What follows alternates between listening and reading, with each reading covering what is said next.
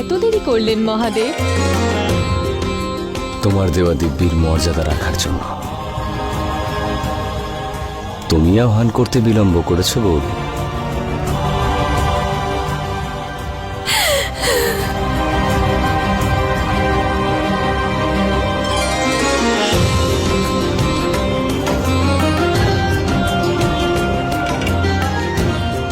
আমার প্রশ্নের উত্তর খুঁজে পেয়েছেন দেব? হ্যাঁ,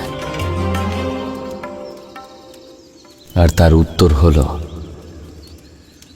যেখানে যা যা হয়েছে তা সবই তোমার এই যাত্রার গুরুত্বপূর্ণ অংশ ছিল।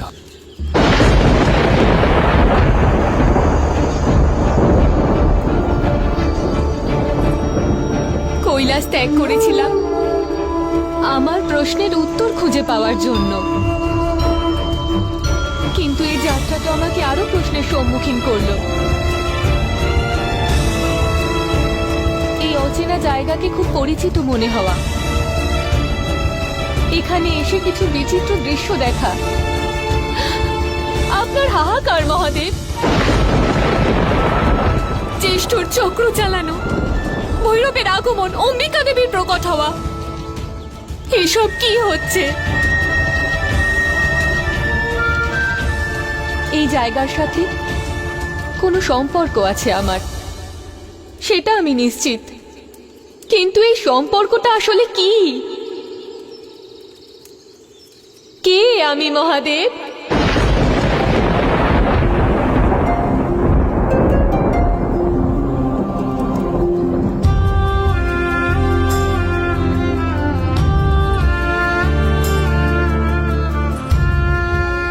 কিন্তু আমি এই প্রশ্ন কেন জিজ্ঞেস করছি?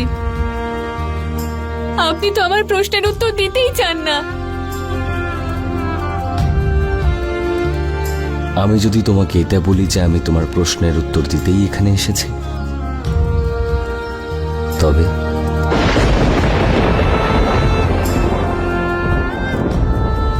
মহাদেব, হ্যাঁ পার্বতী, তোমার নিজের পরিচয় জানবার সময় এসে গেছে। সেই কথা জানার সময় এসে গেছে যে তুমি টুকরো টুকরো দৃশ্যে দেখো, দেখো নিজের অস্তিত্বকে।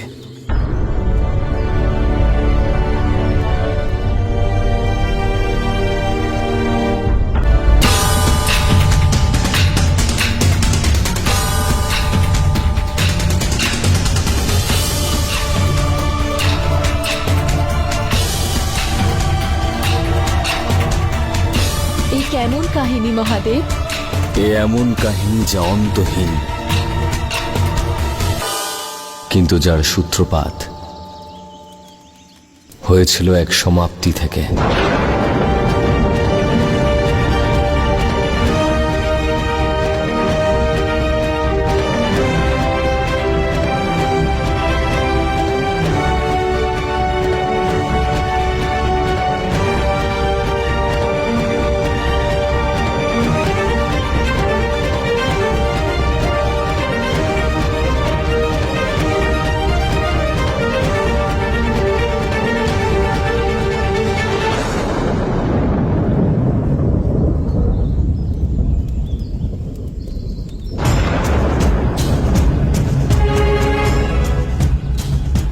এই রমণী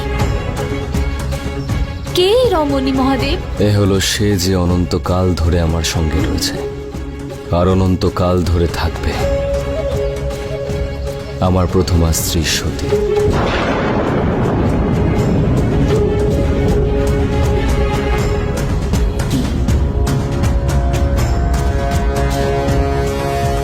মহাদেব,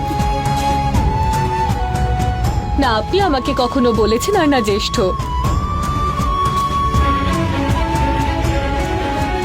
আমি জানতে চাই, কে এই সতী? কে এই সতী? ভীষণই ক্ষুদ্র প্রশ্ন এটা, কিন্তু এর উত্তর অত্যন্ত বৃহৎ। সতী আমার অতীত ছিল,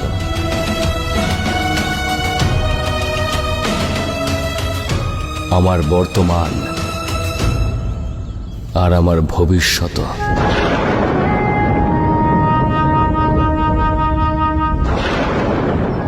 যখন এই মহাকালের জন্ম হয়েছে তখন থেকেই সে আমার সঙ্গে ছিল আর থাকবে।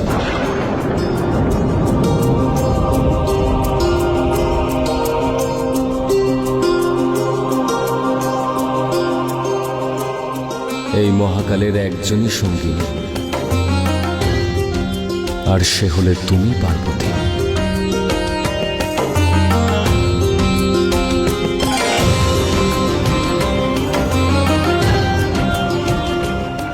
সতী হলো পার্বতী, আর পার্বতী হলো সতী।